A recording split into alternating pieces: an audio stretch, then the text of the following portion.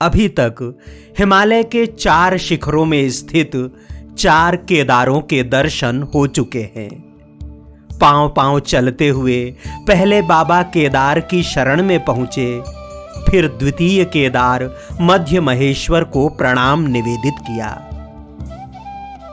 तृतीय केदार तुंगनाथ को शीश नवाया तो चंद्रशिला के उत्तुंग शिखर से हिमालय की अप्रतिम ऊंचाई को स्पर्श किया। चतुर्थ केदार में भगवान रुद्रनाथ की शरण तो सदा सदा के लिए अविस्मरणीय हो गई। प्रकृति, आध्यात्म और सनातन ने ऐसा मनमोहक रूप दिखाया कि रोम रोम हिमालय के अस्तित्व से जुड़ गया। अब पल पल ही पंचाक्षरी मंत्र हो गया है। किसी भी मार्ग में बढ़ते हैं तो लगता है उन्हीं केदारों की गली में हैं। उनकी कृपा सांस सांस को आह्लादित कर रही है। पलकों की पालकी पर 4 केदारों के दर्शन लिए अब चलते हैं 5वें और अंतिम केदार कल्पेश्वर।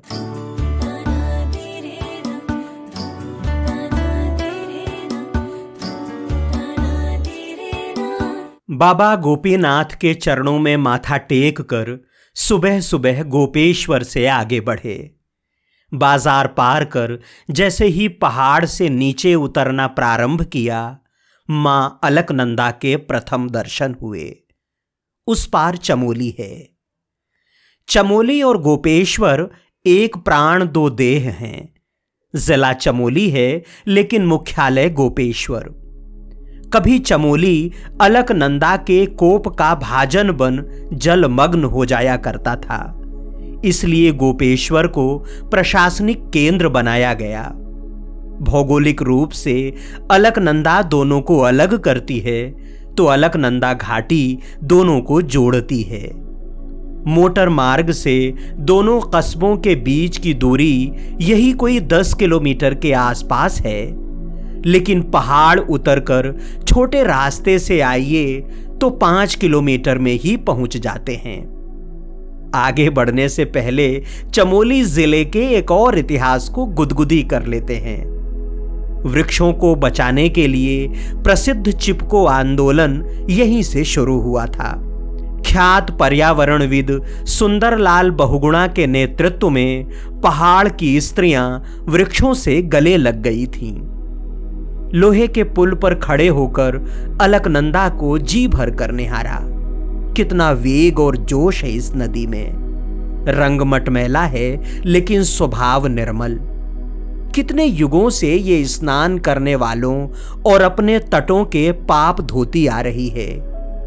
ये नीचे उतर रही है और हमें इसके तीरे तीरे ऊपर की ओर जाना है।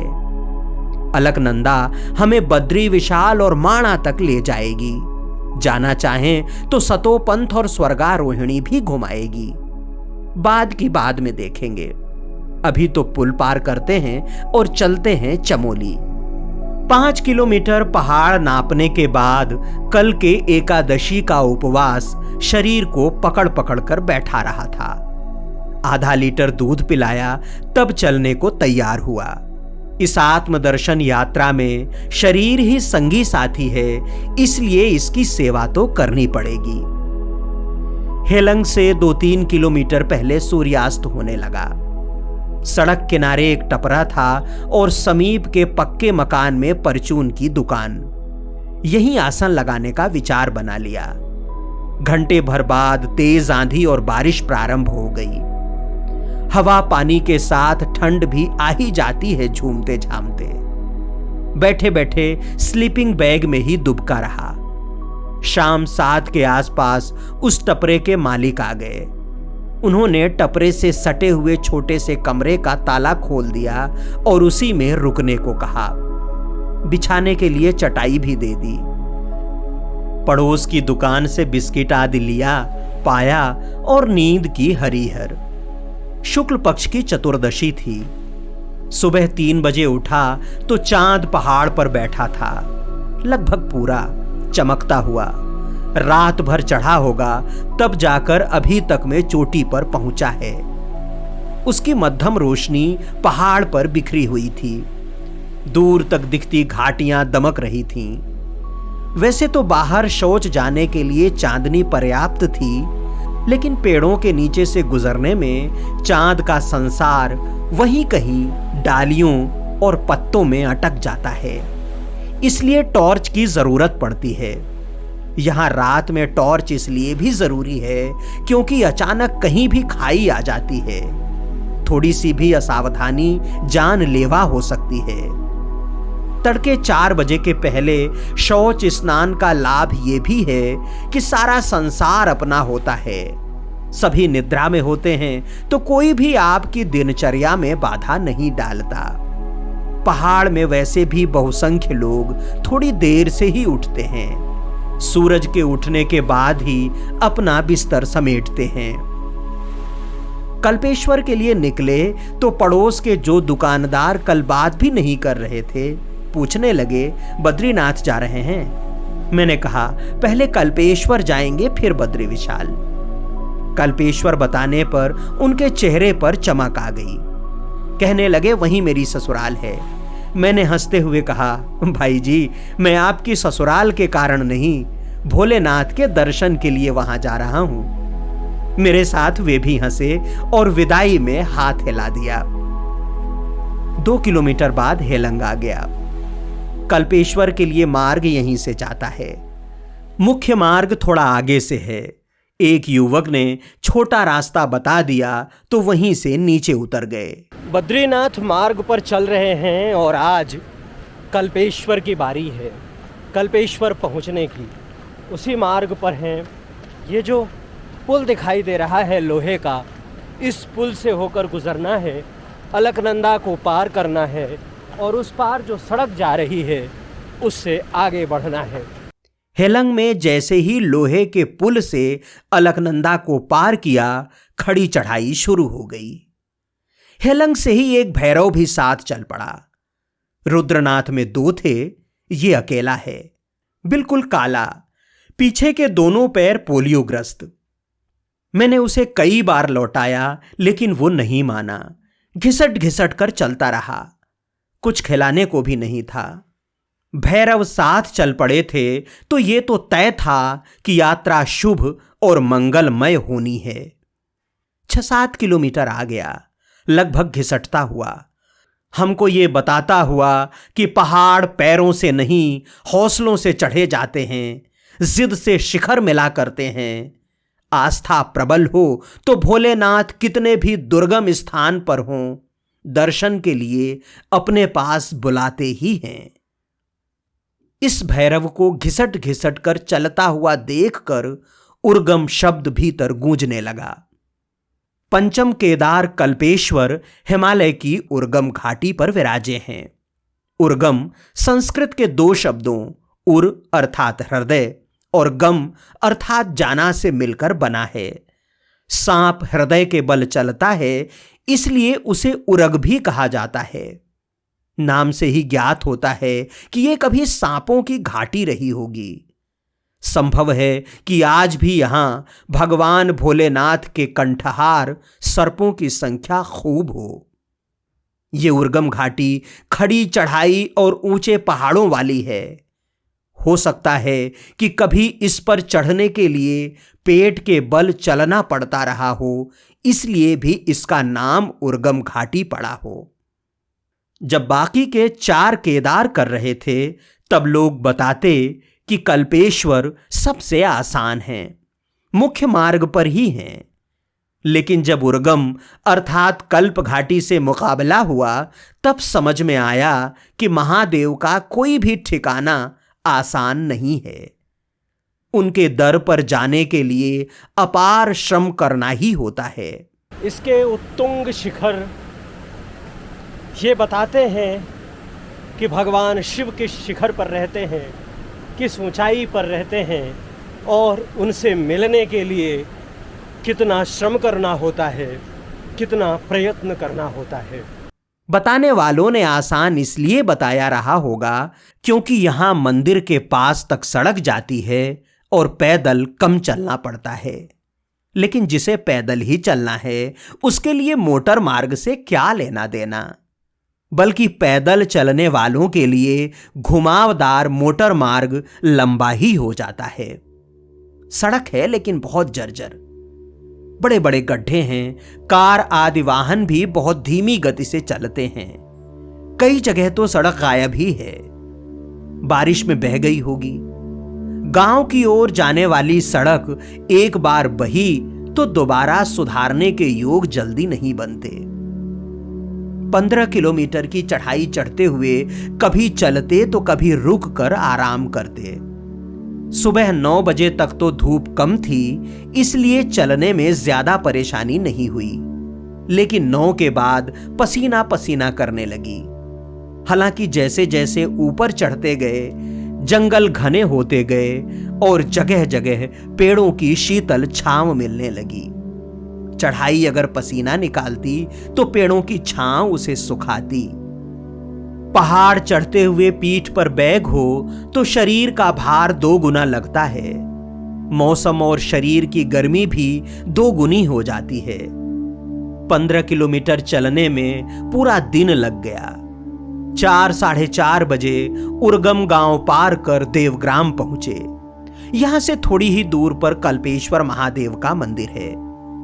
कल्पगंगा, जिसे स्कंद पुराण का केदार खंड हिरण्यमती नदी भी कहता है, 2 घाटियों के बीच कल कल बहती रहती है।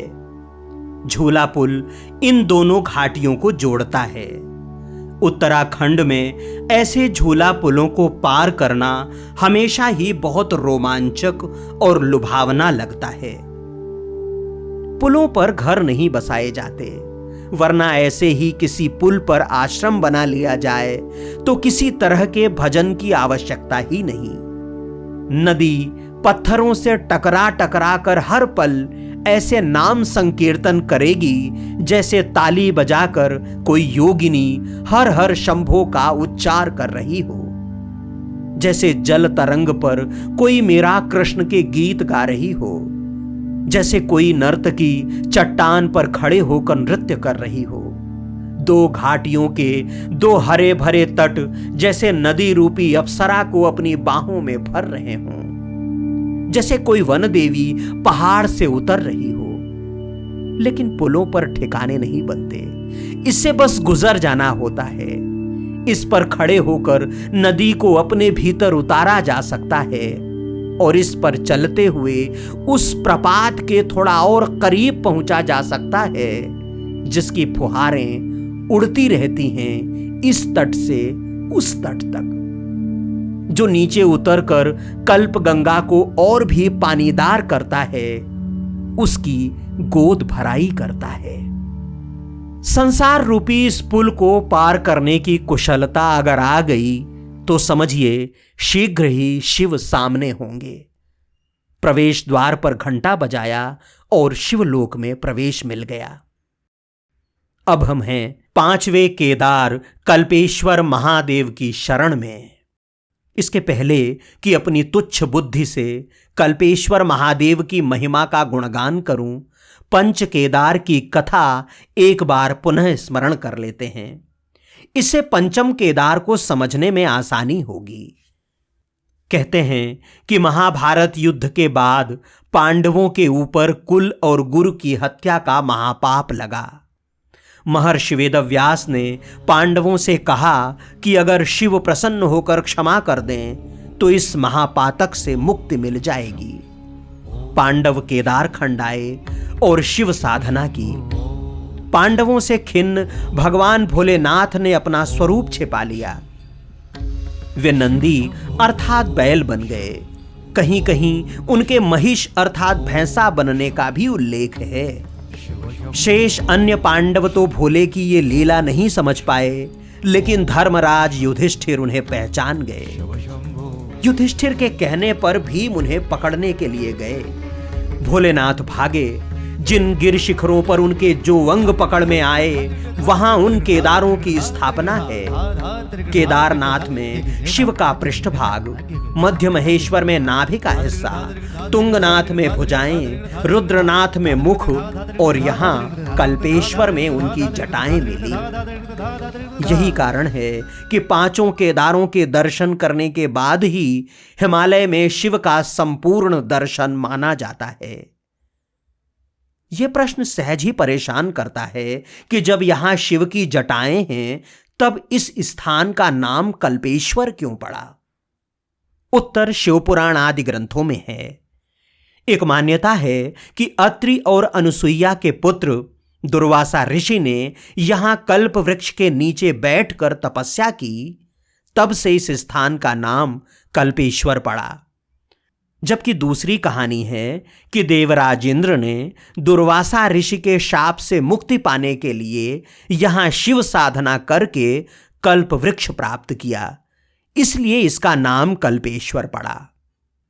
यह भी किंवदंती है कि कभी इस घाटी में कल्पतरु बहुतायत में हुआ करते थे, इसलिए इसका नाम कल्पेश्वर पड़ा। इसके नाम का सत्य तो समय के पर्दे के पीछे छिपा है, लेकिन धाम का महत्व संसार जानता है, इसीलिए दर्शन के लिए दौड़ा चला आता है। जैसे ही इस परिसर में प्रवेश करते हैं, एक साथ कई शिवलिंगों के दर्शन होते हैं।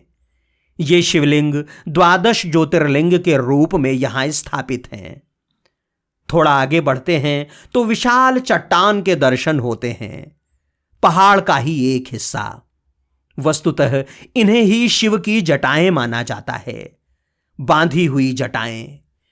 शिव की इन जटाओं को देखकर रावण रचित शिव तांडव स्तोत्र का ये श्लोक स्वयं ही ध्वनित होने लगता है। जटाकटाह संभ्रमा भ्रमन्निलिम्प निर्झरी विलोल वीचि वल्लरी विराजमान मूर्धनि।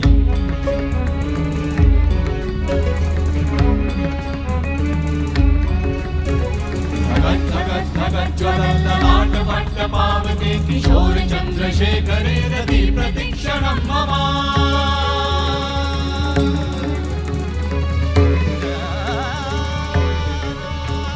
इसी चट्टान के नीचे एक गुफा है जिसमें भगवान भोलेनाथ विराजे हैं। यहां का शिवलिंग अन्य केदारों से सर्वथा पृथक है, बिल्कुल पहाड़ से जुड़ा हुआ, भूतल से ऊपर, इसीलिए खड़े होकर पूजा करनी होती है। यहां शिव की प्रार्थना करने पर अलग ही भाव दशा होती है, मन ध्यानावस्थित हो जाता है, अंतर्मन के तार भगवान आशुतोष से जुड़ जाते हैं। गुफानुमा मंदिर के बिल्कुल बाहर लकड़ी की गदा, धनुष और तलवारें रखी हैं। चूंकि यह स्थान पांडवों का खोजा हुआ है, इसलिए उनके अस्त्र शस्त्र यहां रखे हुए हैं। मंदिर के ठीक पीछे छोटा सा कुंड है, जिसमें पहाड़ से एक एक बूंद जल रिसता रहता है। पुजारी और ग्रामीण बताते हैं कि ये जल शिव की जटाओं से गिरता है, इसी से कल्पेश्वर महादेव का भोग तैयार होता है। कथा तो यह भी है कि राक्षसों से मुक्ति के लिए देवताओं ने इसी स्थान पर भगवान शिव से प्रार्थना की थी।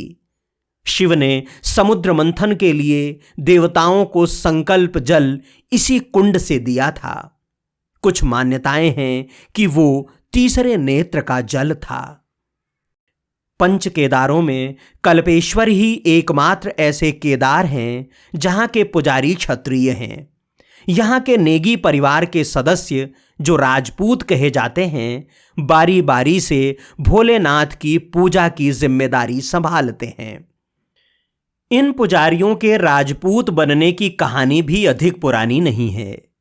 नेगी परिवार के ही लोग बताते हैं कि वे मूलतः ब्राह्मण थे। अंग्रेजों के शासनकाल में यहां के ब्राह्मणों को सेना में भर्ती होने की अनुमति नहीं थी, इसलिए जिन ब्राह्मणों को सेना में जाने का जोश था, वे राजपूत बन गए।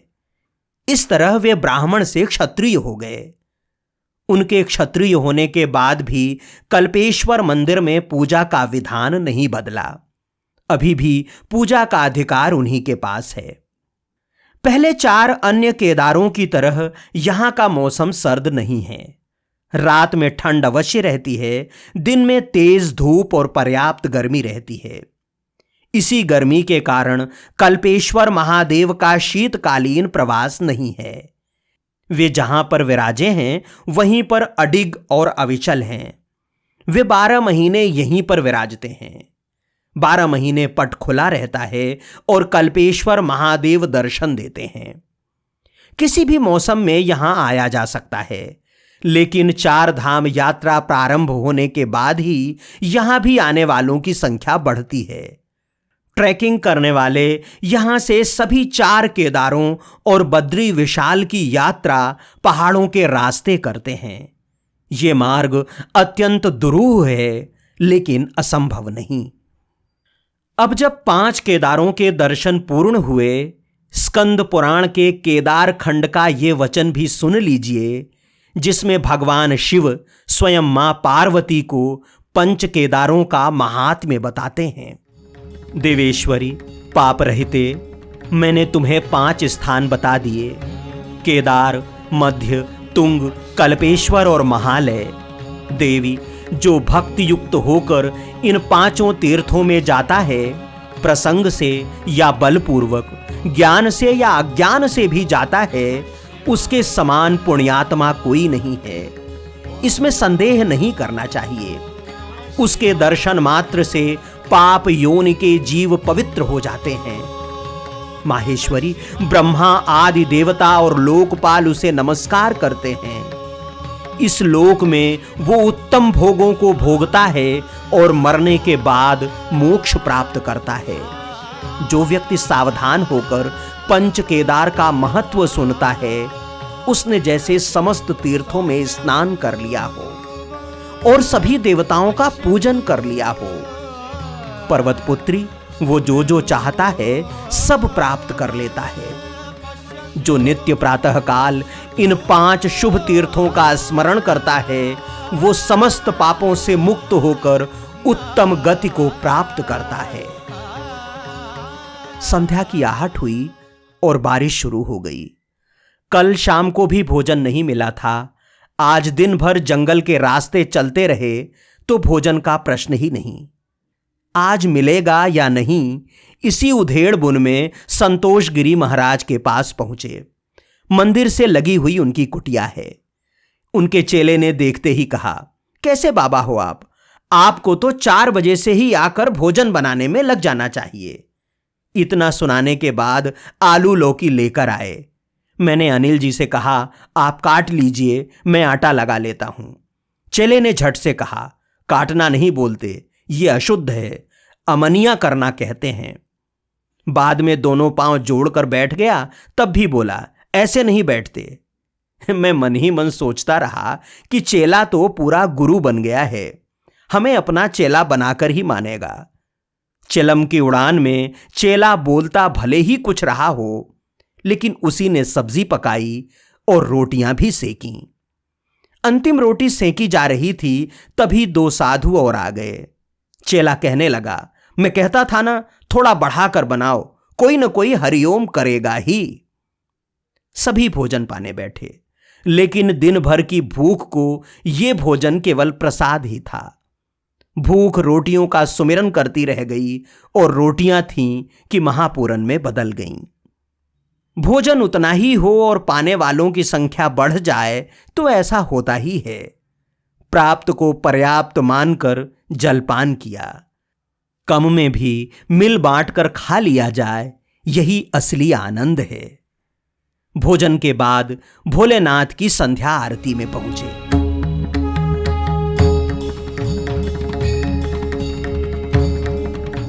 आरती में सम्मिलित होने आए ग्रामीण से सत्संग होने लगा तो उन्होंने एक संत के बारे में बताया। यहां से 2 किलोमीटर ऊपर सुंदरवन है। आज से 20 साल पहले वहां हनुमान गिरी महाराज रहते थे। पूरी तरह दिगंबर थे। एक हाथ हनुमान जी को दान दे दिया था। उसे हरदम ऊपर ही रखा करते थे। उन्होंने सतोपंथ में शरीर छोड़ा। वर्तमान में उनके शिष्य रंजन गिरी महाराज वहां रहते हैं। यहां से 2 किलोमीटर दूर है सुंदरवन। सोचा था मिलकर आएंगे, लेकिन निरंतर हो रही वर्षा की वजह से जाने की हिम्मत नहीं हुई। ऊपर से बूंदों के घुंघरू बजते रहे और नीचे से कल्प गंगा की छम छम सुनाई देती रही। जाने कब सो गए। विदा लेने से पहले जान लेते हैं कि कल्पेश्वर तक कैसे पहुंचें और कहां ठहरें। कल्पेश्वर उत्तराखंड के चमोली जिले का एक छोटा सा गांवनुमा कस्बा है।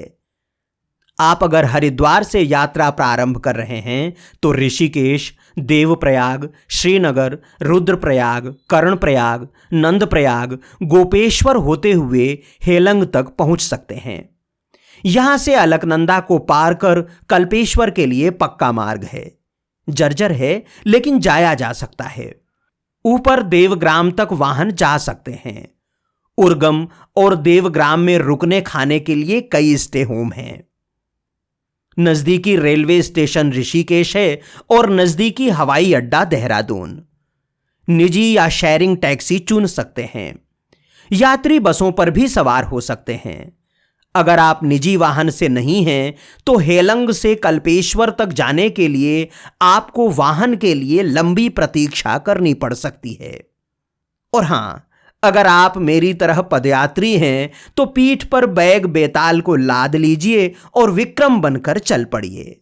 न कहीं किसी की प्रतीक्षा करनी होगी और न कहीं रुकने खाने का संकट आएगा।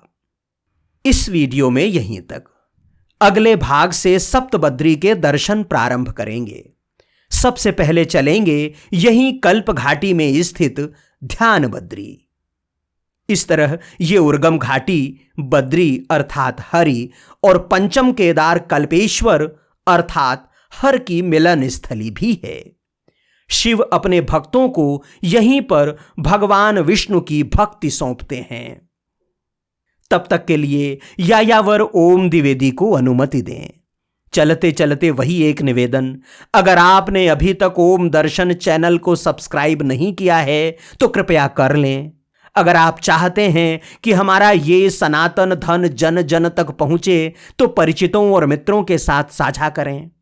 हमने अपने हिस्से का काम किया, आपका काम आपको करना है। हमारी भक्ति को अपनी शक्ति दें। जय बाबा कल्पेश्वर, जय हो पंच केदार की, नर्मदे हर।